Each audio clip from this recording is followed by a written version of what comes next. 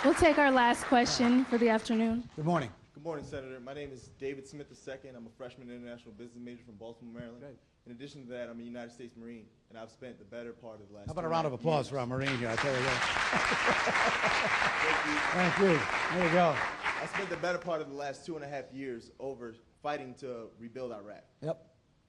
My question is, what is your position on bringing home my brothers in arms and having a plan that will facilitate the stability and economic growth of the 3 large ethnic groups in Iraq? Well, great question. And listen, and thank you again. I have great respect for, as I say, for those of you who've been over there. It's tough duty. People have no idea.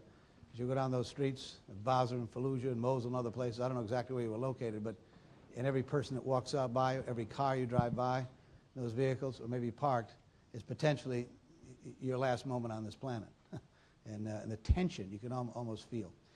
Let me tell you what my suggestions are. First of all, you may know there's a commission that's going to report in a couple of weeks, James Baker and Lee Hamilton, that are looking with very knowledgeable and good people, trying to come up with some better ideas on how to deal with this. So I don't claim to have some, the answer here, but let me tell you what I have advocated. I gave a speech on the floor of the United States Senate yesterday afternoon about the 4 or 5 things that I think need to be done to get this right. Put aside how we got into it. I mean, we'll have debates about that for a long time.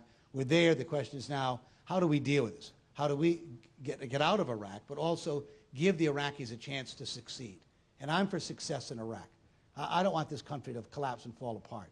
So I'd like to be able to come up with a plan that allows for that to happen, but also allows for us to have an exit. It doesn't leave us there in perpetuity. So how do we do that?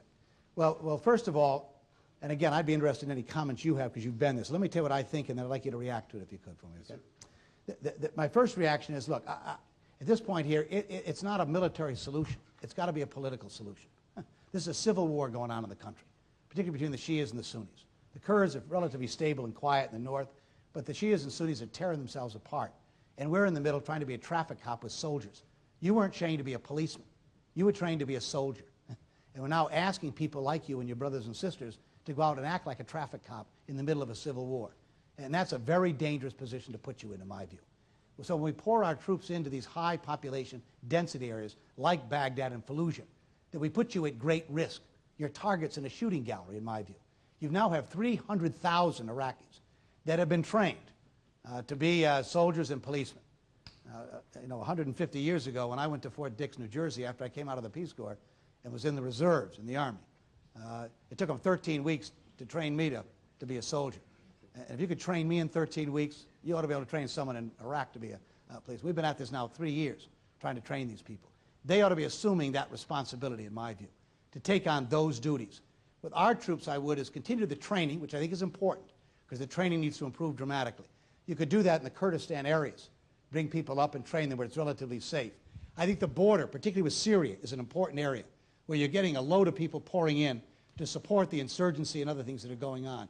We could certainly help Iraq by securing that Syrian border, or doing a better job of it, in my view. I would then take some of the troops and put them in Afghanistan, because we're going to lose Afghanistan very quickly. And the Taliban coming back, not being able to get our hands on Osama bin Laden, is very much at risk. There, at least, you got a chance to preserve that nascent democracy and to have a real opportunity to have some stability in that country. And then I would put troops in Kuwait and Qatar as well, very, very close, as you know, to where you were. So that if problems really emerge much larger, you haven't left the area entirely to protect some of your regional interests. And then saying to the Iraqis, look, you've got to get your act together. I can't do this for you. There's not a treasury deep enough or a military big enough that's going to guarantee you a political future if you decide you're not going to do it. You've got to make that decision now. Now, we've been here. We're going to continue to have some presence here. But you've got to decide whether or not you want to be a country. And if you can't make that decision, I can't get that for you. So I think the longer we stay and say to the Shias, we'll stay around to guarantee you control of the place, or the Sunnis who want us to stay there to protect them from the Shias, we're never going to have an exit strategy. The hour has arrived, in my view, to say you have to assume this responsibility. And then I'm saying we ought to be getting the Arab League and moderate Arab countries to come in and assume responsibilities for helping build the infrastructure in the country, the water, the sewage systems, the electricity grids, and so forth, that nation needs to operate on.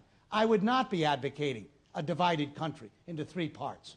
I think that's a formula for disaster. They'll be fighting with each other for as far as the eye can see in the future. It may end up there. That may happen in the end. But it ought not to start out there as a matter of policy. They ought to try and make it as a country.